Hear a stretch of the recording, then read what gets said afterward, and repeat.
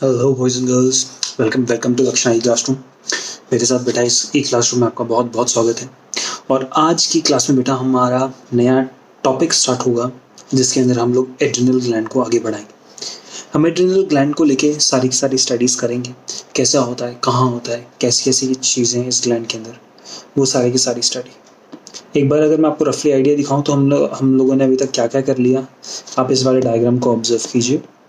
इस डायग्राम को बेटा ऑब्जर्व करने पर आपको मालूम है कि आप पिनियल ग्लैंड पढ़ चुके हैं, hypothalamus pituitary done, thyroid parathyroid done, thymus done.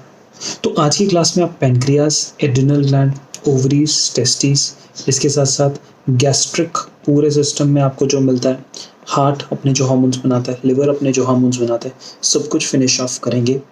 आज का लेक्चर टेक्निकली इस चैप्टर का लास्ट लेक्चर होगा, तो बेटा उसको फिनिश ऑफ करके आगे बढ़ेंगे और वंस एंड फॉर ऑल इस चैप्टर से हम मुक्ति पाएंगे। खत्म होगा चैप्टर आज ही। तो शुरुआत करते हैं आज के लेक्चर के साथ। सबसे पहली बात, एड्रिनल ग्लैंड। एड्रिनल ग्लैंड, पहला क्वेश्चन कहाँ है? एड्रिनल ग्लैंड बेटा आपको किडनीज के ऊपर मिलता है, यानी अगर आप किडनी का स्ट्रक्चर देखें, ये किडनी है, तो किडनी के ऊपर इस तरीके से एड्रिनल ग्लैंड आपको लिखा हुआ मिल जाता है। इतना आप क्लियर? अगर बेटा ये एड्रिनल ग्लैंड है तो आप यहाँ पे देखिए, एड्रिनल ग्लैंड इस तरीके से पूरा का पूरा ग्लैंड है। तो इस ग्लैंड में एक अंदर वाला पोर्शन जिसमें आई लिख रहा हूँ, इनर पोर्शन, और ये आउटर पोर्शन। आउटर पोर्शन को बेटा, किसी भी चीज़ के आउटर पोर्शन को हम नाम देते हैं कॉर्टेक्स। क्या नाम देते हैं? कॉर्टेक्स, किसी भी चीज़ के आउटर पोर्शन को। तो यहाँ पर भी एड्रिनल ग्लैंड का आउटर पोर्शन कहलाएगा एड्रिनल कॉर्टेक्स, बीच वाला पोर्शन एड्रिनल मेड्यूला। इतना अपने को आगे समझ आ गया? सिंपल है ना, क्लियर है? तो भी adrenal cortex and adrenal medulla adrenal gland के दो हिस्से हैं। क्यों यहाँ पे फोकस कर रहा हूँ? क्योंकि बेटा ये जो एड्रिनल ग्लैंड है, यहाँ पे कॉर्टेक्स कोई और टाइप के हार्मोन्स बनाता है और मेड्यूला कोई और टाइप के हार्मोन्स बनाता है। ये बात आपको समझनी बेहद ज़रूरी है। कॉर्टेक्स की कॉम्पोजिशन से, यानी कॉर्टेक्स अलग बनाएगा, मेड्यूला अलग बनाएगा। आपको इन हार्मोन्स का नाम याद रखना है, प्लस इनके फंक्शंस को याद करना है। आओ देखें। Our body has one pair of adrenal gland, एक pair each on both kidneys, one at anterior part of each kidney। ध्यान रखना, मैं अगर क्वेश्चन बनाऊंगा तो बेटा यहाँ पे anterior की जगह वर्ड posterior लिख दूंगा और पूछूंगा ये क्वेश्चन सही है गलत। आपको पता है कि वो किडनी पे होता है, लेकिन किडनी के कौन से हिस्से पे, यहाँ पे एनसीईआरटी स्पेसिफिकली फोकस कर रही है।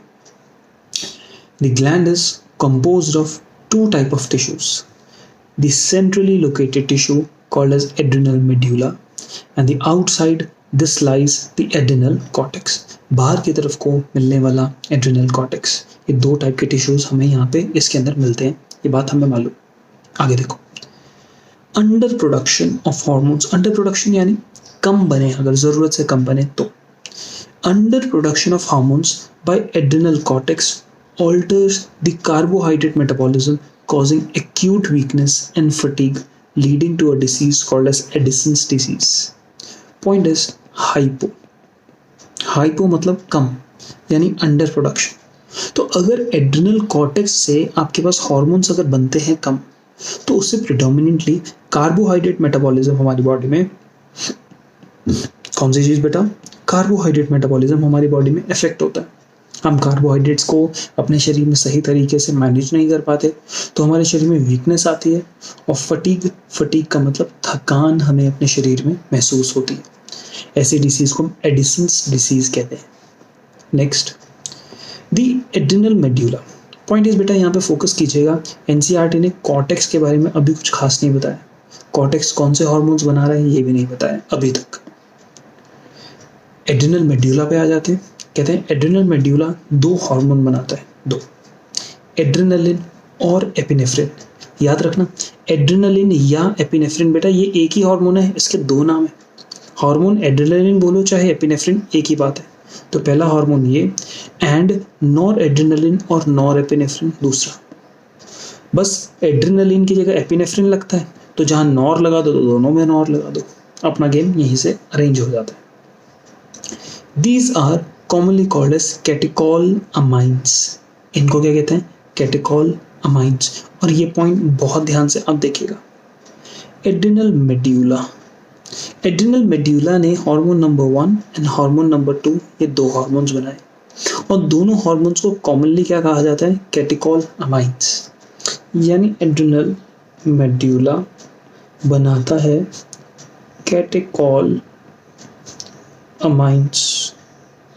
इस कैटेकोलअमाइन्स के दो टाइप होते हैं, adrenaline and noradrenaline. Adrenaline and noradrenaline, clear हुआ? Adrenaline and noradrenaline are rapidly secreted in response to, ये एकदम शरीर में रिलीज होते हैं अगर हमारे पास कोई भी किस्म का स्ट्रेस हो या कोई भी किस्म की इमरजेंसी हो। यानी हमारे शरीर में, आपके शरीर में अगर कोई स्ट्रेस और इमरजेंसी आ गई तो आपके पास कौन सा हार्मोन रिलीज होगा? ये कैटेकोलअमाइन्स रिलीज हो गए। याद करो बेटा, आपको मैंने वो शेर वाला एग्जाम्पल पढ़ाया था। उस शेर वाले एग्जाम्पल में बोला था कि अगर एकदम बॉडी के सामने शेर आ जाए, शेर एकदम हमारे सामने आ जाए तो हमारी बॉडी को कुछ करना पड़ेगा। ब्रेन जल्दी से सिग्नल देगा कि तक तक तक तक तक तक बढ़ाओ, लेकिन न्यूरल सिग्नल्स का जो इफेक्ट होता है वो बहुत शॉर्ट लिव्ड होता है, ये बात हमें मालूम है। तो अब मुझे क्या करना है? मुझे अपना जो उसका न्यूरल सिग्नल्स का जो इफेक्ट है वो शॉर्ट लिव्ड है, तो मुझे एक लॉन्ग लिव्ड, एक लंबे दौरान तक एक ऐसा रिस्पॉन्स देना जिसका असर लंबे वक्त तक हो। तो इसलिए मुझे हार्मोन्स बनाने पड़ेंगे, और हार्मोन्स कौन से बनाएंगे हम? कैटेकोलअमाइन्स। यानी कब? जब कोई स्ट्रेस और कोई इमरजेंसी सिचुएशन होती है तो ये कैटेकोलअमाइन्स रिलीज होते हैं। इसीलिए क्योंकि ये स्ट्रेस में या इमरजेंसी कंडीशन में रिलीज होते हैं, इनको इमरजेंसी हार्मोन्स बोलते हैं, और इनको कह सकते हैं हार्मोन्स ऑफ फाइट और फ्लाइट। समझो इस बात को, हार्मोन्स ऑफ फाइट और फ्लाइट। बेटा फाइट और फ्लाइट का मतलब क्या है? यहाँ पे फ्लाइट से उड़ना मत समझो। फ्लाइट का मतलब है रफू चक्कर हो जाना। क्या हो जाना? रफू चक्कर हो जाना, मतलब 9-2-11 हो जाना, मतलब एकदम भाग लेना, दुम दबा के निकल लेना, इसको हम कहते हैं फ्लाइट। फ्लाइट मतलब शेर है, तो भाई या तो तुम क्या करो, शेर से लड़ लो या भाग लो। अब दोनों केसेस में बचोगे नहीं, लड़ोगे तो तब भी मरोगे, भागोगे तब भी मरोगे, शेर आपसे तेज भागता है। पॉइंट इज, अपने आप को बचाने का आपने एफर्ट किया, ये बात सही है। आप जब अपने आप को बचाने का एफर्ट करते हो तो आप भाग सकते हो, फ्लाइट, या फिर आप लड़ने के लिए तैयार। अब ज़रूरी थोड़ी हर बार शेर आ जाए, आपका किसी एक दुश्मन से लड़ाई हो जाए, किसी आदमी से आपकी लड़ाई हो जाए, तो लड़ाई करने के लिए लड़ाई हो जाए मतलब आपका शरीर तैयार है। अब देखो, आपकी किसी से लड़ाई होने वाली है तो मसल्स टाइट है, शरीर तैयार है, आप एकदम सही तरीके से खड़े हो कि भाई हाथ तो उठा के देख, तेजी तेजी फेर दूँ, इस तरीके से फाइट करने जा रहे हो। तो इस चीज़ के लिए अगर आपका कोई हार्मोन तैयार है तो बेटा वो हार्मोन इमरजेंसी हार्मोन है, कैटेकोलअमाइन्स, एड्रेनलिन एंड नॉरएड्रेनलिन। ये बात क्लियर हो गई? Good. These hormones increase alertness, कड़क एकदम अलर्ट हो जाओगे। प्यूपिलरी डायलेशन, खुद सोचो, जो मैंने आपको सिंपैथेटिक सिस्टम में पढ़ाया था, याद है आपको? सिंपैथेटिक नर्वस सिस्टम कब एक्टिवेट होता है? इमरजेंसी के दौरान। अगर बेटा सिंपैथेटिक नर्वस सिस्टम इमरजेंसी के दौरान एक्टिवेट होता है तो आप खुद ब खुद सोचिए कि किस तरीके का फिनोमेना है। सिंपैथेटिक नर्वस सिस्टम है, इमरजेंसी के दौरान आपको एकदम तैयार रहना है, अलर्ट रहना है। प्यूपिल डायलेट होके रहेगा, क्यों? क्योंकि प्यूपिल डायलेट है तो ज़्यादा से ज़्यादा लाइट अंदर आएगी, प्यूपिलरी डायलेशन। पाइलो इरेक्शन, हाथ के बाल खड़े हो जाते हैं, डर पे हो जाते हैं ना। स्वेटिंग, बॉडी से स्वेट होने लगती है कि बॉडी का अंदर का टेम्परेचर ठंडा हो जाए। हम क्यों स्वेटिंग करते हैं? गर्मी में हमें पसीना इसलिए तो आता है ताकि जब स्वेट निकलता है तो पानी शरीर से बाहर निकल रहा है, और जब पानी शरीर से बाहर निकलता है तो हवा आएगी, इवेपोरेशन से ठंडक महसूस होगी, इसलिए स्वेटिंग होती है। बोथ, ये दोनों हार्मोन्स, चाहे नॉरएड्रेनलिन हो चाहे एड्रेनलिन, दोनों, both hormones increase the heart beat, तक तक तक तक तक स्पीड बढ़ जाएगी। Strength of heart contraction, strength यानी हार्ट और तेज, जोर से पंप करेगा और तेज पंप करेगा, दोनों में फर्क है बेटा, यहाँ पे फोकस करो।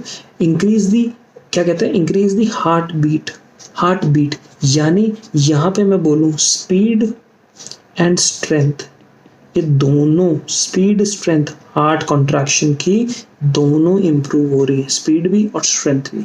यही वाली बात आपको समझनी जरूरी है। And rate of respiration, slow सांसें लोगे, जल्दी सांस लोगे ताकि शरीर एकदम तैयार है। कैटेकोलअमाइन्स also stimulate breakdown of glycogen resulting in increased concentration of glucose in blood. इसको भी रटना नहीं, समझो बेटा। कैटेकोलामाइन है यानी एड्रेनलिन नॉर एड्रेनलिन है पुत्र। एड्रेनलिन और नॉर एड्रेनलिन है, ये इमरजेंसी के टाइम काम करेंगे। तो आप सोचो कि इमरजेंसी के टाइम आपके शरीर की ज़रूरत क्या है। शरीर को इमरजेंसी के टाइम सबसे तेज़ तो दिमाग चलाना है और साथ ही साथ आपकी मसल्स को मस्त काम करना है। बात सही। अगर आपका दिमाग तेज़ चलना चाहिए तो दिमाग के पास दो चीज़ें खूब अच्छे से अबंडेंट अमाउंट में पहुंचनी चाहिए। पहला ऑक्सीजन, दूसरा ग्लूकोज। अगर ऑक्सीजन और ग्लूकोज ब्रेन के पास सही तरीके से पहुंचेगा, ब्रेन एकदम फर्स्ट क्लास तरीके से काम करेगा, मतलब एकदम मजे से। और दूसरा, आपकी मसल्स के को एनर्जी सप्लाई फुल होनी चाहिए, यानी मसल्स को ऑक्सीजन पहुंचना चाहिए और ग्लूकोज पहुंचना चाहिए। तो आपके शरीर में जो स्टोर्ड ग्लाइकोजन है, हम उस ग्लाइकोजन को तोड़ेंगे। ग्लाइकोजन को पुत्र जब आप ब्रेक करते हो, ये जो ग्लाइकोजन है जब इसको आप ब्रेक करोगे तो क्या बनेगा? ग्लूकोज बनेगा। ये बात सही। You break down glycogen and now you have the glucose. This is what we understand. 100% correct. तो अपने पास जब बेटा ग्लूकोज बना तो इस ग्लूकोज की अवेलेबिलिटी ब्लड में बढ़ गई। यस, यानी ग्लूकोज बना, इंक्रीज्ड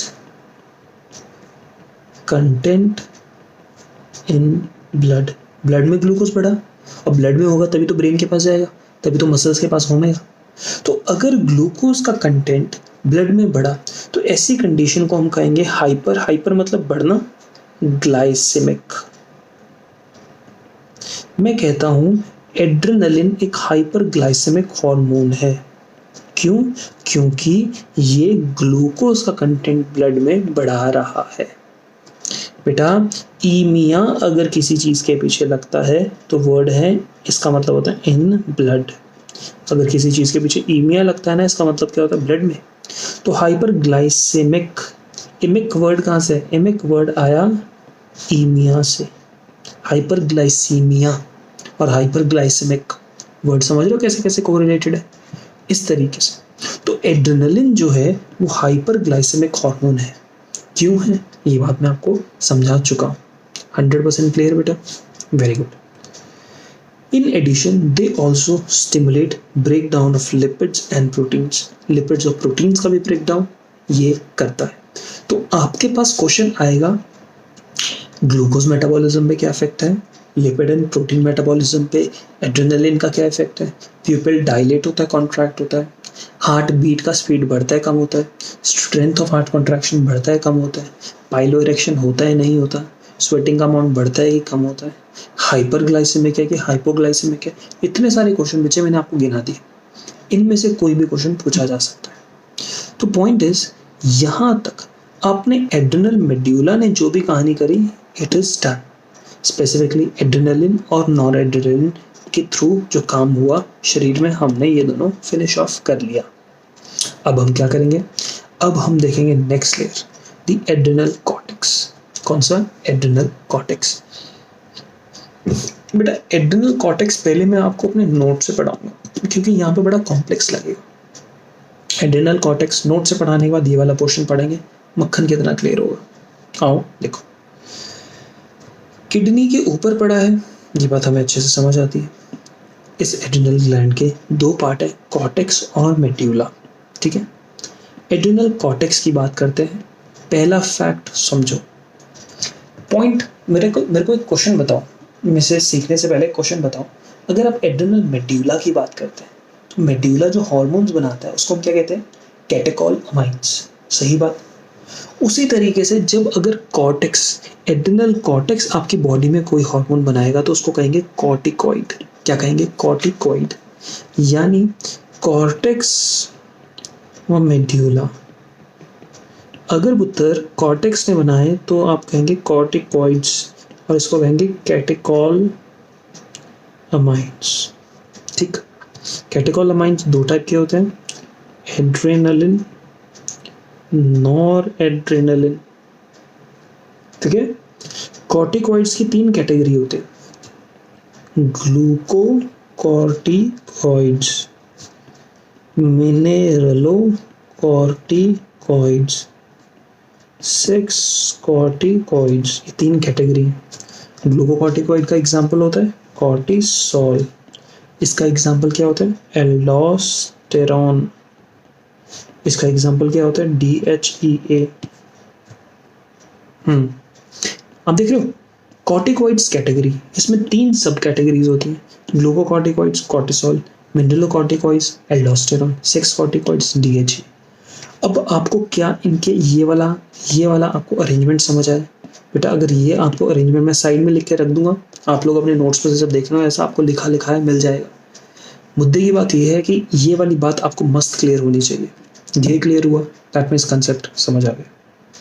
यहाँ पर क्या है, इसके सारे के सारे हॉर्मोन्स को हम लोग कॉर्टिकॉइड्स टर्म करते हैं, पहला पॉइंट।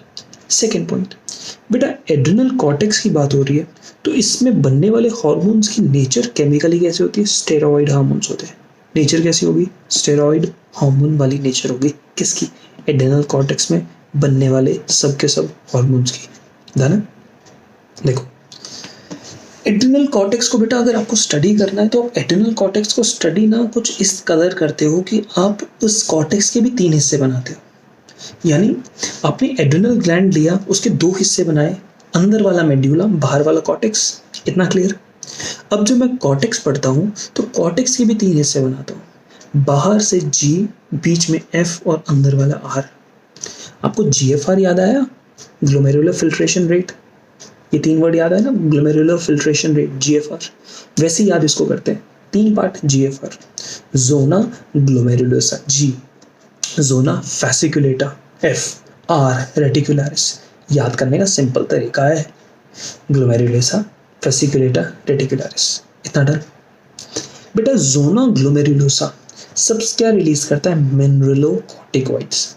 क्या रिलीज करता है, मिनरलोकॉर्टिकॉइड्स।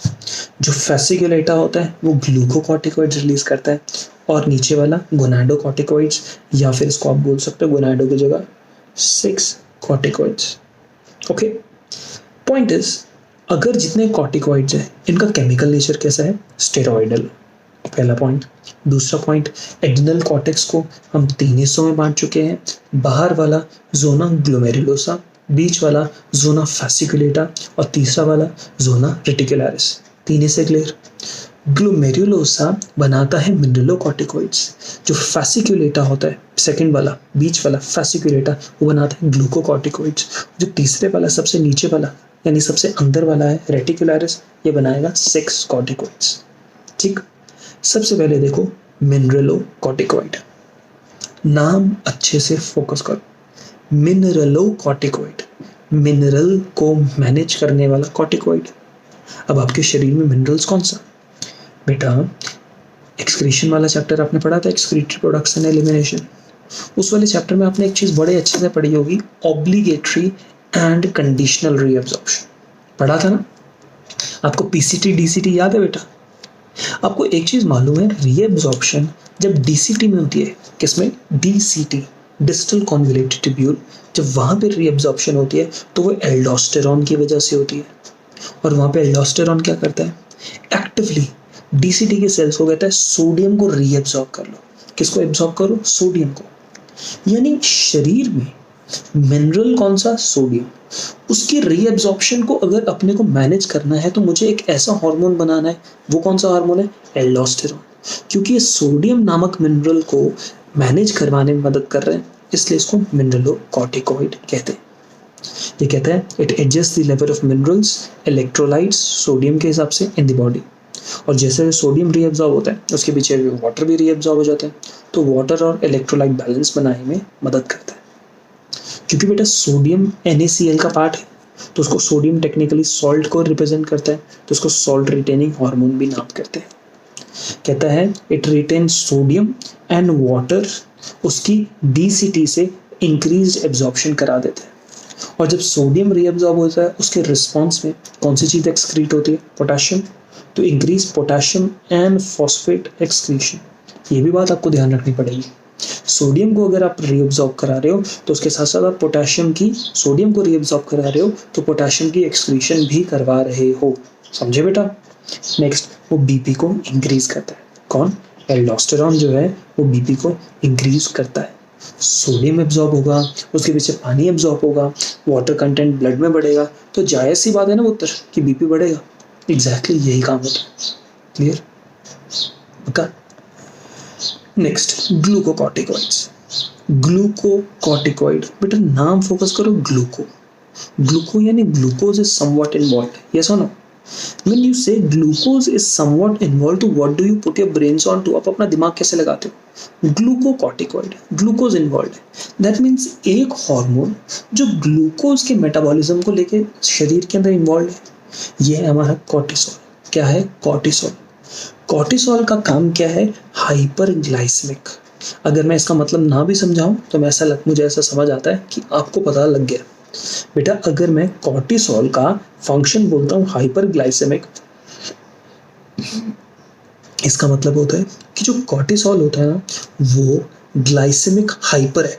हाइपर मतलब बढ़ाना, ग्लाइसेमिक यानी ग्लूकोज इन ब्लड। तो ये जो है वो ब्लड के अंदर ग्लूकोज की मात्रा को बढ़ा देता है। कौन? ग्लूकोकॉर्टिकॉइड, यानी कॉर्टिसोल ग्लूकोज की मात्रा को ब्लड में बढ़ा देता है। ये रेगुलेट करता है कार्बोहाइड्रेट, प्रोटीन एंड फैट के मेटाबॉलिज्म को। बोलो बात क्लियर हुई? स्टिमुलेट आरबीसी फॉर्मेशन, ये भी आपको पता होना चाहिए। प्रोटीन्स और फैट्स को तोड़वाता है और किसी तरीके से ग्लाइकोजन कार्ब बनवा देता है, और इस प्रोसेस को हम क्या कहते हैं? ग्लूकोनियोजेनेसिस। बेटा ये पॉइंट्स मैं आपको ऑलरेडी डाइजेशन में समझा चुका हूँ।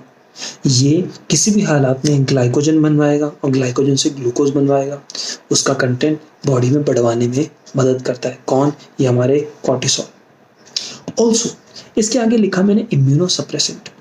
बेटा क्या होता है, हमारी बॉडी में इम्यून रिस्पॉन्सेज होते हैं, ये बात हमें समझ आती है। हमारी बॉडी इम्यून रिस्पॉन्सेज देती है, ये बात क्लियर? तो अगर किसी इम्यून रिस्पॉन्स जो हमारी बॉडी को मिला, उस इम्यून रिस्पॉन्स की इंटेंसिटी को कम करना है, यानी इम्यूनोसप्रेसेंट क्या करेंगे? Reduce intensity of immune response. Immune response की इंटेंसिटी को करेंगे कम। इतना क्लियर हुआ? नेक्स्ट यहाँ पे बेटा पॉइंट 1, ग्लूकोनियोजेनेसिस, लिपोलाइसिस, प्रोटियोलाइसिस तीनों कराएगा। इंक्रीज कार्बोहाइड्रेट कंटेंट, ये जायज़ सी बात है। Inhibit cellular Uptake of amino acid, ये मैं फंक्शन लिख रहा हूँ, आपको याद होने चाहिए। Maintain kidney and cardiovascular functions. 4th anti inflammatory. 5th erythropoiesis. ये पॉइंट्स ये हैं जो बेटा आपके लिए ज़रूरी हैं याद करने। नेक्स्ट बनता है सेक्स कॉर्टिकॉइड्स। सेक्स कॉर्टिकॉइड्स कुछ अमाउंट में बनते हैं, और सेक्स कॉर्टिकॉइड जो हमारे बॉडी के अंदर स्पेसिफिकली बनता है वो है DHEA, डाई हाइड्रोक्सी एपीएंड्रोस्टेरोन। ये मेल फीमेल दोनों के अंदर बनता है। ये एक सेक्स कॉर्टिकॉइड है और सेक्सुअल कैरेक्टर्स को इन्फ्लुएंस करता है। मेल्स के अंदर ये DHEA इसी फॉर्म में एग्जिस्ट करता है। फीमेल्स में DHEA gets converted to estrogen. पहले DHEA एस्ट्राडायोल बनाता है और फिर ईस्ट्रोजन बनाता है। कंफ्यूज होना नहीं है, सिर्फ ये समझो कि अगर आपको सेक्सुअल कैरेक्टर्स को इन्फ्लुएंस करना है तो कुछ हमें उससे रिलेटेड हार्मोन बनाना पड़ेगा। यहाँ पे जो हार्मोन है वो DHEA। बेटा ये जो DHEA है ये क्या करता है मेल्स के अंदर? किसके अंदर? मेल्स के अंदर देखो एंड्रोस्टेरोन है। अब जैसे ये तो मैंने आपको एक्स्ट्रा बता के रखा हुआ है, मैं आपको सीधा बोलूँगा DHEA मेल्स में डायरेक्टली टेस्टोस्टेरोन की तरह काम कर सकता है। जो मैं बोल रहा हूँ उसको लिख लेना। DHEA मेल्स के अंदर डायरेक्टली टेस्टोस्टेरोन की तरह काम कर सकता है। फीमेल्स के अंदर ये पहले एस्ट्राडायोल ऐसे कंपोनेंट में डेवलप होता है और एस्ट्राडायोल बाद में एस्ट्रोजन में कन्वर्ट हो जाता है। क्लियर? इतना समझे? पक्का? बेटा कुछ एक्स्ट्रा पॉइंट यहाँ पर याद रखना। कॉर्टिसोल जो ग्लूकोकॉर्टिकॉइड है, इसका एक बहुत ही कॉमन क्वेश्चन आता है, इसको हम स्ट्रेस हार्मोन भी कहते हैं। याद रखिएगा, जब भी शरीर स्ट्रेस में होता है तब आपके पास ये बनता है। एडिसन्स के नाम पे, डिसीजेस के नाम पे आप सबसे पहले देखो एडिसन सैटर्न क्वेश्चन याद करने का तरीका है। एक एडिसन डिसीज, एक क्वेश्चन सिंड्रोम समझाऊंगा। एडिसन डिसीज अभी एनसीईआरटी में पढ़ी थी, deficiency of cortisol and glucocorticoid. NCERT में जब आपने पढ़ा बेटा यहाँ पे एडिसन डिसीज, तो एडिसन डिसीज के अंदर अंडर प्रोडक्शन हो रही है और कार्बोहाइड्रेट मेटाबॉलिज्म ऑल्टर हो रहा है। एड्रेनल कॉर्टेक्स की सही से काम नहीं कर रहा है और कार्बोहाइड्रेट मेटाबॉलिज्म इफेक्ट हो रहा है। तो यहाँ पे कॉर्टेक्स ने तो मिनरलोकॉर्टिकॉइड बनाया ना, और कॉर्टेक्स ने ग्लूकोकॉर्टिकॉइड बनाया। इसके इफेक्ट से बॉडी में सोडियम का अमाउंट कम होता है और ग्लूकोज का अमाउंट ब्लड में कम हो जाता है। तो शरीर के अंदर थकान होती है और हालात कुछ ऐसी हो जाती है जैसे पॉइंट्स आपको लिखे हैं। हाइपोग्लाइसीमिया यहाँ पर हो गया, आपके अंदर ब्रॉन्ज पिगमेंटेशन ऑफ स्किन होगी, वेट लॉस होना शुरू हो गया, गैस्ट्रोइंटेस्टाइनल डिस्टर्बेंसेस होने लगी। ये कुछ प्रॉपर्टीज हैं। Next, Cushing syndrome. Cushing syndrome का क्या है? कॉर्टिसोल का अमाउंट ज़रूरत से ज़्यादा होता है। अगर कॉर्टिसोल का अमाउंट ज़रूरत से ज़्यादा होता है तो हालात बेटा कुछ इस तरीके से होती है। मून फेस, ऐसा लगता है कि जैसे मुंह चपटा हो गया, पेट फूल गया है। आप देख सकते हो इस इंडिविजुअल को is facing with Cushing syndrome. This is what we call as Cushing syndrome. Do you understand this? Next, adrenal virilism, appearance of male character in female, ये भी आपके पास एक प्रॉब्लम है। चौथा, gynaecomastia. Gynaecomastia is formation of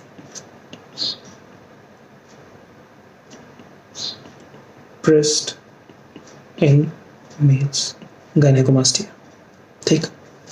next बेटा, adrenal medulla, gland of emergency. यहाँ पे एपिनेफ्रिन नॉरएपिनेफ्रिन बनता है। एपिनेफ्रिन नॉरएपिनेफ्रिन को दोनों को कैटेकोलामाइंस बनाते हैं। ये टायरोसिन अमाइनो एसिड की उससे बनता है। एंड इफेक्टिवली इसके फंक्शन क्या है ये मैं आपको ऑलरेडी समझा चुका हूँ। ये वाला पोर्शन आप लोग नहीं करेंगे, इस वाले पोर्शन को करने की कोई ज़रूरत नहीं। I will just delete it. ये पोर्शन आपको नहीं करना। एड्रेनल यहाँ से बस इतना, और आपको कुछ नहीं करना, इतना आपके लिए ज़रूरी है। ठीक। इसके बाद हम लोग अब हमारे पास हम यहाँ कहते हैं कि एड्रेनल ग्लैंड बेटा हमारा यहाँ कंप्लीट होता है। एड्रेनल ग्लैंड के बाद हम शुरू करते हैं पेनक्रियास, और पेनक्रियास के बाद टेस्टिस, ओवरीज एंड जीआईटी निपटाएंगे। तो स्टार्ट करते हैं पेनक्रियास के साथ। तो इस कक्षा के जितने भी नर और मादाएं हैं बड़े ध्यान से सुने, हम पढ़ रहे हैं बेटा पेनक्रियास क्या कहते हैं। Pancreas is a composite gland. पहला पॉइंट में वर्ड बोलता है कंपोजिट, आप इसके लिए वर्ड हेटेरोक्राइन भी यूज़ कर सकते हैं।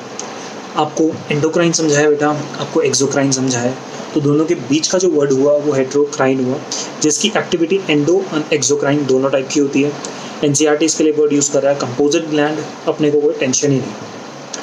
It is a composite gland which acts both as exocrine and endocrine gland. Done. आपको बेटा याद रखना, यहाँ दोनों टर्मिनोलॉजीज पता लगी, एक मैंने एक एनसीईआरटी ने बताई। Endocrine, the endocrine pancreas consist of islets of Langerhans. इनको आइसलेट्स नहीं कहते, इनको आइलेट्स ऑफ लैंगरहैंस। यानी पैनक्रियास के अंदर जो एंडोक्राइन वाला हिस्सा है वो पोर्शन है islets of Langerhans. There are 1 to 2 million islets of Langerhans in a normal human pancreas, representing only 1 to 2% of pancreatic tissue। समझे मेरी बात? ये क्या कहता है एनसीईआरटी? अगर ये पूरा का पूरा इस तरीके से आप पेनक्रियास सब पढ़ रहे हैं तो पेनक्रियास में एंडोक्राइन जो पार्ट है वो एंडोक्राइन पार्ट और एक्सोक्राइन पार्ट है, दो पार्ट है। एक्सोक्राइन पार्ट 98% ऑफ पेनक्रियास बनाता है, endocrine part 1 to 2% of pancreas बनाता है। ये जो एंडोक्राइन पार्ट होता है इसको आइलेट्स ऑफ लैंगरहैंस टर्म करते हैं। क्लियर हो गई बात? और यहाँ पे इसके 1 to 2% में कितने सेल आते हैं? 1 से 2 मिलियन। बेटा 1 से 2 मिलियन यानी 10 से 20 लाख। हिसाब लगा सकते हो ना ये बात। The two main type of cells in islets of Langerhans are called as alpha cells and beta cells। यानी यहाँ पे अगर बात की जाए इसके अंदर इसमें से दो मेन टाइप के, यानी इसके अलावा और भी टाइप होते हैं। एनसीईआरटी कहता है दो मेन टाइप के हैं, एक अल्फा और एक बीटा। कहता है कि दो मेन टाइप के, two main type of cells are called as alpha cells and beta cells। The alpha cells secrete a hormone called as glucagon, while the beta cells secrete insulin। यानी alpha cells और beta cells क्या क्या बनाते हैं वो हमें बता दिया गया। अब हम लोग अल्फा सेल से बना हुआ ग्लूकागॉन, इसकी एक्टिविटी देखेंगे, फिर इंसुलिन की एक्टिविटी देखेंगे, और शब्दों का जो प्रयोग एनसीईआरटी ने इस पैराग्राफ पे किया है उस पर बेहद ध्यान दीजिएगा। आप सही से पढ़िए, आपको देखो समझ बिल्कुल आएगा। बहुत ध्यान रखिएगा बेटा, अब डिस्ट्रैक्ट नहीं होना। पहला point, glucagon is a peptide hormone. यहाँ पे एनसीईआरटी ग्लूकागॉन का केमिकल कॉम्पोजिशन देता है। इसके नीचे आके देखो जरा, तुमने यहाँ पे केमिकल कॉम्पोजिशन पढ़ी थी, इजंट इट? यहाँ पर आके देखते हैं, यहाँ पे आपको इधर भी ग्लूकागॉन दिया हुआ है, ऊपर भी बता दिया। कभी कभी क्या होता है, पेप्टाइड पॉलीपेप्टाइड इन हार्मोन्स में ऊपर कॉम्पोजिशंस बता दी गई हैं, यहाँ पे उनका नाम नहीं मेंशन होगा, इसलिए आपको क्यूमुलेटिव या तो बेटा आप अपने नोट से देख लो या फिर खुद एनसीईआरटी से पढ़ के बना लो। किधर गए? Glucagon is a peptide hormone and plays an important role in maintaining normal blood glucose levels. खून के अंदर ग्लूकोज होना बहुत ज़रूरी है, तो खून में ग्लूकोज के नॉर्मल लेवल होने चाहिए, ज़रूरत से ज़्यादा भी नहीं और ज़रूरत से कम भी नहीं, यानी नॉर्मल लेवल। तो नॉर्मल लेवल बनाए रखने में ग्लूकागॉन इंपॉर्टेंट पार्ट प्ले करता है। Glucagon acts mainly on liver cells and stimulates glycogenolysis. नाम पे फोकस करो, क्या बोल रहा है? ग्लाइकोजिनोलाइसिस, ग्लाइकोजन का लाइसिस। और बेटा जी, अगर आप लिवर के सेल में ग्लाइकोजन का लाइसिस कर रहे हो, चाहे सी बात, लिवर ग्लाइकोजन स्टोर करता है, तो अगर वहाँ पे ग्लाइकोजन तोड़ोगे लिवर में तो क्या निकलेगा? ग्लूकोज। क्या निकलेगा? ग्लूकोज। तो लिवर के सेल्स में आपने ग्लाइकोजन को तोड़ा, जिसकी वजह से ब्लड शुगर बढ़ गया, हाइपरग्लाइसीमिया हो गया, simple. In addition, this hormone stimulates process of gluconeogenesis which also contributes to hyperglycemia। बेटा ग्लूकोनियोजेनेसिस वर्ड पे यहाँ पे दोबारा फोकस कीजिएगा। पहला वर्ड था ग्लाइकोजिनोलाइसिस और दूसरा वर्ड है ग्लूकोनियोजेनेसिस। इससे ग्लाइकोजन टूट रहा है और ग्लूकोज बन रहा है। ग्लूकोनियोजेनेसिस में प्रोटीन या फैट ये दोनों ब्रेक होते हैं और क्या बनता है? ग्लूकोज बनता है। तो किसी भी हालत में आप ग्लूकोज ऊपर से भी, यहाँ से भी और यहाँ से भी ग्लूकोज लेके आ रहे हो, और ये ग्लूकोज कहाँ जा रहा है? इन दी ब्लड जा रहा है। कहाँ जा रहा है? ब्लड में। और बेटा जब ग्लूकोज ब्लड में जाता है तो ब्लड में ग्लूकोज की मात्रा बढ़ती है, और जब किसी भी चीज़ की मात्रा बढ़ती है ना, तो हम वर्ड यूज़ करते हैं हाइपर ग्लाई मतलब ग्लूकोज, ईमिया मतलब ब्लड, तो hyper glucose in blood, hyperglycemia. ये काम किसका? ग्लूकागॉन का। यानी ग्लूकागॉन अपने तरीकों से ग्लूकोज की लेवल्स ब्लड में बढ़ा दे रहा है। Glucagon reduces cellular glucose uptake and utilization. Normal body के सेल्स ग्लूकोज कम इस्तेमाल करें, ये काम ग्लूकागॉन करता है। ग्लूकागॉन क्या चाहेगा? खुद का दिमाग लगाओ बेटा, पूरी की पूरी कहानी कुछ इस तरीके से, आप ध्यान से देखना, एक कंसेप्ट ज़रा इंपॉर्टेंट है। ये टिश्यू है और ये इधर है ब्लड। शुगर जो है वो यहाँ पे पड़ी है, वो इधर जा सकती है, यानी टिश्यू शुगर अपटेक कर रहा है, या फिर इधर जाने से आप रोक दो और क्या करो? इधर लिवर ले लो। लिवर से यहाँ पे आप ग्लाइकोजिनोलाइसिस करवाओ और यहाँ पे शुगर को ऐड करवा दो। आप शुगर को बढ़वा दो, आप ग्लूकोनियोजेनेसिस लिवर में कराओ और यहाँ पे शुगर को ऐड करवा दो। तो किसी भी हालात में ब्लड में शुगर बढ़ाएगा, यानी एक ये वाला काम करेगा, ब्लैक वाला जो यहाँ से मैंने काम दिखा रखा है, ये वाला ग्लूकागॉन काम करेगा और ग्लूकागॉन इधर से इधर जाने प्रोसेस को रोक देगा। यानी सेल्यूलर अपटेक, टिश्यू में जो सेल्स हैं वो ब्लड से ग्लूकोज नहीं ले पाएंगे। तो ध्यान से सुनना मेरी बात, क्या हो यहाँ पे ग्लूकागॉन टिश्यू के सेल्स को शुगर नहीं लेने दे रहा है। तो शुगर अगर इधर नहीं जाएगी तो बेटा ब्लड में बढ़ेगी ना, तो ब्लड में क्या होगा? Hyper glycaemia. तो ग्लूकागॉन किसी भी हालत में ब्लड में ये वाला प्रोसेस बढ़ाता है। इतना डन। अब देखो एनसीईआरटी क्या कह रही है?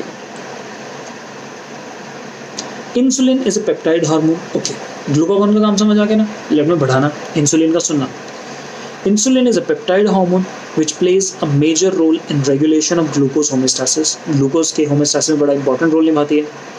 Insulin acts on hepatocytes and adipocytes, body के fat cells and liver cells पे काम करती है, and enhances cellular uptake and utilisation.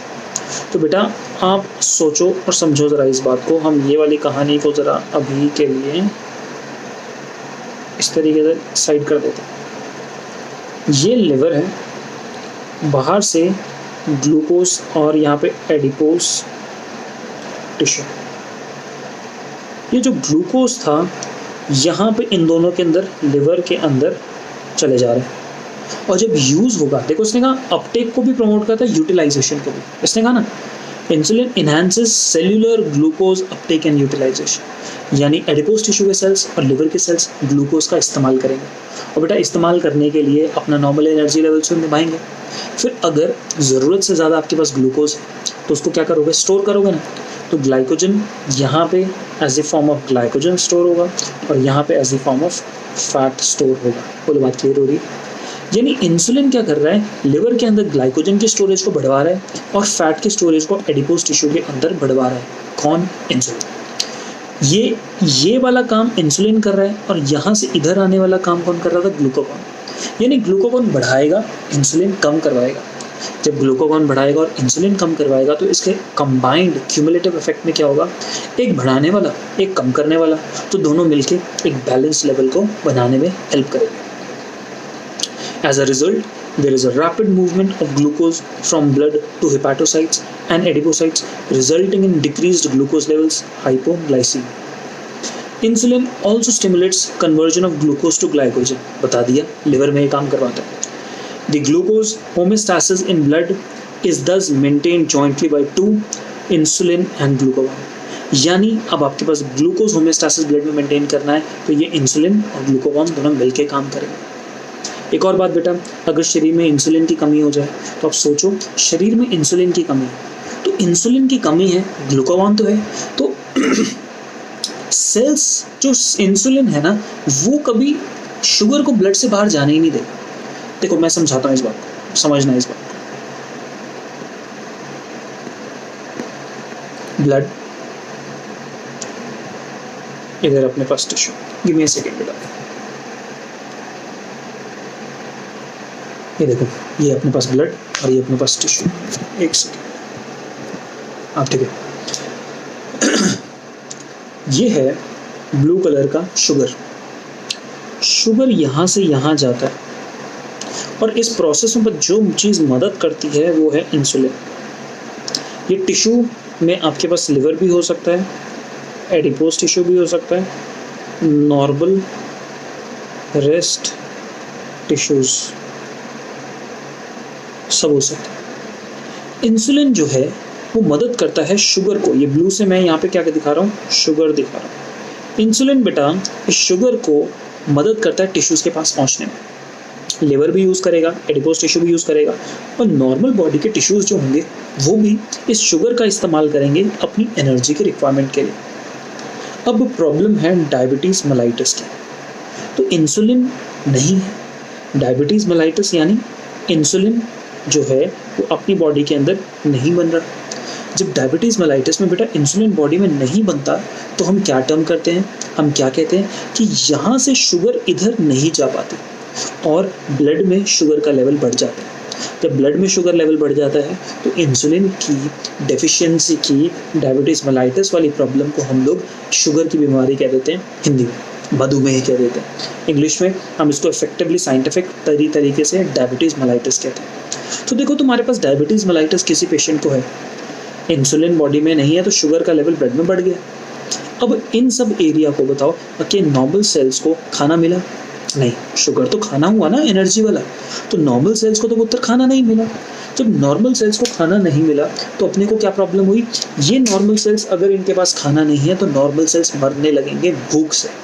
In normal sales की ग्रोथ, रीजेनरेशन, रिपेयर सब रुक जाएगी। इसलिए अगर किसी इंसान को डायबिटीज़ के केस में अगर कोई बीमारी हो जाए तो ठीक नहीं होती।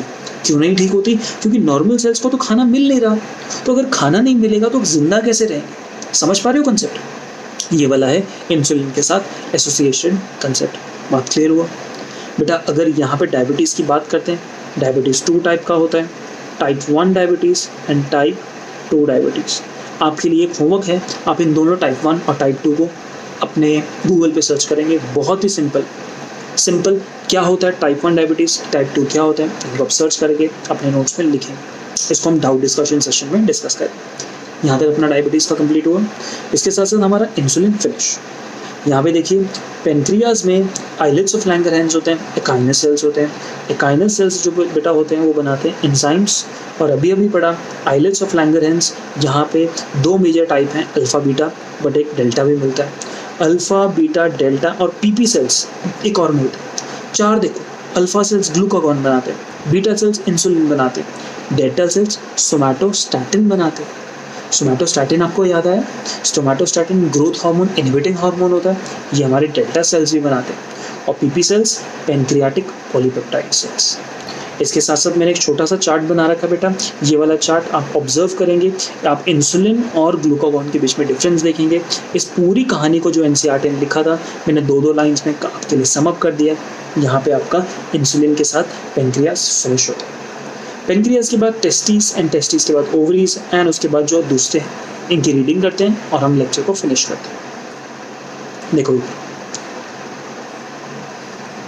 A pair of testes is present in the scrotal sac of the male individuals. ये बात हमें मालूम है। Scrotal sac एक pouch like structure होता है जो abdomen में मिलता है in the case of males. Males को represent करने के लिए बेटा आप ये वाला signal use करते हैं। Testes perform dual function, दो function है, as a primary sex organ as well as an endocrine gland. Testes is composed of seminiferous tubules, stroma और interstitial cells. सेल्स के नाम पे टेस्टिस में बेटा छोटी छोटी ट्यूब्स होती हैं जिनको हम सेमिनिफेरस ट्यूब्यूल्स कहते हैं। ये स्ट्रक्चर इन डिटेल बेटा आप लोग ह्यूमन रिप्रोडक्शन में +2 के चैप्टर में पढ़ेंगे, तो आपको यहाँ पे ज़्यादा इतनी स्ट्रक्चर की टेंशन नहीं लेनी, क्वेश्चंस ऐसे आएंगे भी नहीं। The testis is compose of seminiferous tubules, पतले पतले ट्यूब्स हैं, और ट्यूब्स के बीच के जो स्पेस है वहाँ पे इंटरस्टिशियल टिश्यू। इस टिश्यू के जो सेल्स हैं उनको हम लेडिक सेल्स कहते हैं या इंटरस्टिशियल सेल्स कहते हैं, which are present in the intertubular spaces. बोला ना, ट्यूब्स के बीच के स्पेस में मिलते हैं। और ये जो लेडिक सेल्स होते हैं टेस्टिस के जो ये लेडिक सेल्स हैं ये बनाते हैं एंड्रोजन्स, और एंड्रोजन्स का एग्जाम्पल टेस्टोस्टेरोन। याद रखो बेटा, याद करो, एंड्रोशियम पढ़ा है ना हमने, एंड्रोशियम मेल पार्ट होता है, वैसे एंड्रोजन यानी मेल फीचर्स को जनरेट करने वाला जो स्ट्रक्चर जो केमिकल है एंड्रोजन, वो हमारी बॉडी में टेस्टोस्टेरोन।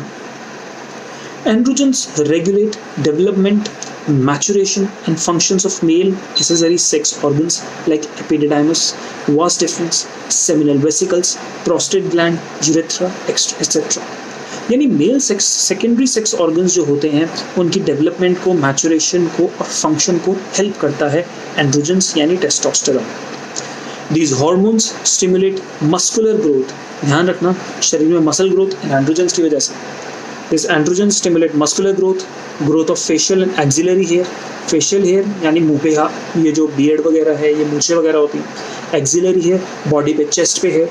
Aggressiveness गुस्सा, लो पिच ऑफ वॉइस आवाज़ भारी होना, ये सब टेस्टोस्टेरोन का काम है। Androgens play a major stimulatory role in the process of spermatogenesis. Sperm बनने के प्रोसेस में भी ये एंड्रोजेंस बहुत ही इंपॉर्टेंट फंक्शन परफॉर्म करते हैं। Androgens acts on central nervous system, दिमाग पे काम करते हैं, and influence male sexual behavior. Male sexual behavior की कितना ज़्यादा मेल सेक्सुअल बिहेवियर है, एंड्रोजेंस का पूरा का पूरा। These hormones produce anabolic effects, शरीर के अंदर डेवलपमेंट करवाते हैं, क्योंकि मस्कुलर ग्रोथ के लिए आपको एनाबॉलिक इफेक्ट चाहिए। एनाबॉलिज्म मतलब किसी चीज़ का बनना, तो मस्कुलर ग्रोथ के लिए हमें एनाबॉलिज्म चाहिए। ये हेल्प कौन करता है? Androgens. Protein and carbohydrate metabolism में इन्वॉल्व होते हैं। Ovaries, females have pair of ovaries located in the abdomen. Totally done, हमें बात समझ आती है। Ovary is the primary female sex organ which produces one ovum during each menstrual cycle. 2 ovaries होती हैं बेटा फीमेल्स। अब आपके पास हर महीने मेंस्ट्रुअल साइकिल है, तो एक महीने लेफ्ट ओवरी से बनेगा, एक महीने राइट ओवरी से ओवम निकलेगा, अगले महीने फिर लेफ्ट से, फिर राइट से। यानी दोनों ओवरीज एक ही महीने में साथ साथ काम नहीं करती। एक महीने में एक ओवरी काम करती है, दूसरे महीने में दूसरी ओवरी काम करती है। In addition, ovary also produces 2 groups of steroidal hormones named as estrogen and progesterone. ये पॉइंट समझ लेना चाहिए। ओवरी आपके पास ईस्ट्रोजन प्रोजेस्टेरोन दोनों बनाती है। Ovary is composed of ovarian follicles. बच्चे आपको याद आया, थायराइड में आपको फॉलिकल समझाए थे। फॉलिकल्स ऐसे सेल्स होते हैं जो इस तरीके से एक गोल गोल है और बीच में इनके पास फ्लूइड फिल्ड कैविटी। जो ओवरीज में सेल्स होते हैं ना, ये वाले सेल्स ऐसे फॉलिकल्स के रूप में इकट्ठे हुए होते हैं और उनके बीच में स्ट्रोमल टिश्यू होता है। स्ट्रोमल टिश्यू भी मैंने आपको थायराइड में कराया था। अगर आप यहाँ पे देखें, जैसे आपको यहाँ पे स्ट्रोमल टिश्यू दिखाई दे रहा है, देखो यहाँ पे स्ट्रोमल टिश्यू, वैसा ही टिश्यू, ऐसा सेम स्ट्रक्चर जैसे यहाँ पे दिखाई दे रहा है, सेम ओवरीज में मिलता है। ओवरीज में ovarian follicle and stromal tissue होते हैं। The estrogen is synthesized and secreted mainly by growing ovarian follicle. ये जो ओवरी में इस तरीके का फॉलिकल है ना बेटा, ये साइज और कॉम्प्लेक्सिटी में ग्रो करता है। साइज कॉम्प्लेक्सिटी में ग्रो करता है, इस बात को मैं आपको कुछ इस तरीके से समझाऊंगा। आप अगर देखोगे तो दो अभी का पार्ट नहीं है, ये सब +2 के हैं। आप देखो इस तरीके से ये एक फॉलिकल का स्ट्रक्चर है। ये फॉलिकल थोड़ा प्राइमरी हुआ, प्राइमरी फॉलिकल वाली ये सेकेंडरी फॉलिकल, साइज में भी बड़ा होता है, कॉम्प्लेक्सिटी में। टर्शियरी फॉलिकल, टर्शियरी फॉलिकल वाली ग्राफिन फॉलिकल। ये बेटा फॉलिकल्स के नाम हैं, ये सब चीज़ें आप लोग +2 में पढ़ेंगे। यहाँ पे आपके लिए दिखाने के लिए सिर्फ आपको दिखा रहा हूँ कि ये स्ट्रक्चर होता है फॉलिकल का। फॉलिकल में बेटा आप यहाँ पे देख रहे हो, इधर एंट्रम, ये एंट्रम दिखाई दे रहा है, ये फ्लूइड फिल्ड कैविटी होती है फॉलिकल। पॉइंट इज ज़्यादा टेंशन नहीं लेने का है, सिंपल जानना है कि फॉलिकल ये होता है, साइज में बड़ा होता है और बड़ा होते होते ईस्ट्रोजन बनाता है। यानी ईस्ट्रोजन जो है ये फॉलिकल बनाता है ड्यूरिंग डेवलपमेंट। डन, समझ आया? नेक्स्ट देखो, the oestrogen is synthesized and secreted mainly by growing ovarian follicle, full stop. After ovulation the ruptured follicle is converted into a structure called corpus luteum. ये मालूम होना चाहिए बेटा। यहाँ पे देखो, ये फॉलिकल आपको दिखाई दे रहा है, यहाँ पे इस फॉलिकल में यहाँ पे सेकेंडरी oocyte दिखाई दे रहा है बेटा। बस आप ये समझ लो कि ये सेकेंडरी oocyte ओवम मान लो। एक्चुअली ओवम और सेकेंडरी oocyte में फ़र्क होता है, ये बात आप +2 में सीखेंगे। +1 के लिए मान के रखो कि ये हमारे पास डेवलप्ड फॉलिकल है जिसके अंदर सेकेंडरी oocyte है। मैं जानबूझ के अभी के लिए वर्ड लिख दे रहा हूँ ओवम। जब ना ओव्यूलेशन होता है, यानी जब ये ओवम निकलता है ना ओवरी से, तब ये फॉलिकल जो होता है बेटा वो ऐसे टूट जाता है, टूट जाता है। तो ये फॉलिकल फट करके फट जाएगा और अंदर से जो ये ओवम होता है ना बेटा, ये बाहर निकलता है। कौन? ये ओवम बाहर निकलता है। समझ पा रहे हो मेरी बात? ओवरी में ये फॉलिकल है, फॉलिकल के अंदर ओवम है और ओवम जो है वो मेंस्ट्रुअल साइकिल के दौरान ऐसे करके बाहर निकल जाता है इससे फॉलिकल से। समझ लो ये ओवम है, ये फॉलिकल है और ये इस तरीके से बंद है। अब जैसे मेंस्ट्रुअल साइकिल आई, ये बाहर निकल गया। जब ये बेटा बाहर निकल गया तो अब ये वाला जो स्ट्रक्चर है ये स्पर्म से फर्टिलाइज होकर फर्टिलाइजेशन कर सकता है, जाइगोट बना सकता है, प्रेगनेंसी हो सकती है। बात क्लियर हुई?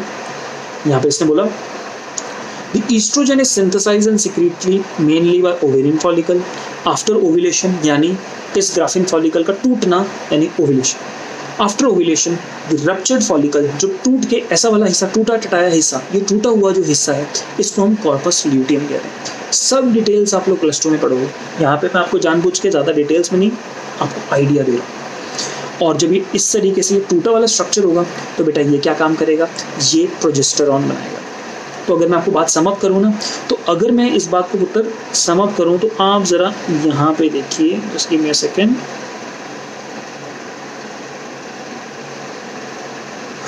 फॉलिकल यहाँ पे लिखता हूँ, ये फॉलिकल इस तरीके से पूरा है। ग्रोथ जब डेवलपमेंट होगी तो रिलीज करेगा ईस्ट्रोजन। बात क्लियर? अब रप्चर्ड, जब ओव्यूलेशन हुई तो रप्चर होगा ऑफ फॉलिकल। फॉलिकल का इस तरीके से रप्चर होने के बाद ये जो ओवम था ये बाहर निकल गया एंड अब ये रप्चर्ड जो फॉलिकल होगा, ये वाला फॉलिकल सिक्रीट करेगा प्रोजेस्टेरॉन एंड इस रप्चर्ड फॉलिकल इज कॉल्ड, इस टूटे हुए फटे हुए ऐसा जो ब्रोकन हो चुका उस फॉलिकल को कहते हैं कॉर्पस ल्यूटियम। एक क्वेश्चन पूछूं आपसे बेटा, यहाँ पे वर्ड है ल्यूटियम, लूटिया, क्या मतलब होगा इसका? मैक्यूला लूटिया, आंख वाला याद है? मैक्यूला लूटिया, लूटिया का मतलब क्या होता है? येलो। तो कॉर्पस ल्यूटियम का कलर क्या होगा बेटा? येलो कलर होगा। समझे? Estrogen produce wide-ranging of actions such as stimulation and growth of activities of female sex organs. Female body की जो growth होती है, ovarian follicles का बनना, female secondary sexual characters बनना, वो सब कुछ ये estrogen करवाता है. Estrogen also regulates female sexual behavior. ये सब estrogen का ही काम किया होता है. Progesterone supports pregnancy. प्रेगनेंसी होती है तो इससे रिलीज हुए प्रोजेस्टेरॉन की वजह से होती है. Progesterone supports pregnancy. Progesterone also acts on mammary glands and stimulate formation of alveoli which store milk and milk secretion. Point focus कीजिएगा बेटा, यहाँ पे बहुत ही इजीली हम लोग इस बात को मिस आउट कर जाते हैं। जो प्रोजेस्टेरॉन नाम की जो बेटा अपने पास ये चीज़ है ना, कि प्रोजेस्टेरॉन मैं इंटरलाइन करते रहूँगा, stimulate the formation of alveoli,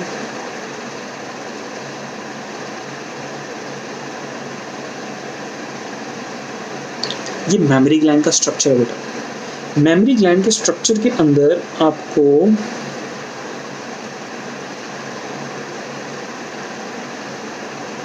यहाँ पे वर्ड मेमरी एल्वियोलस दिखाई दे रहा है।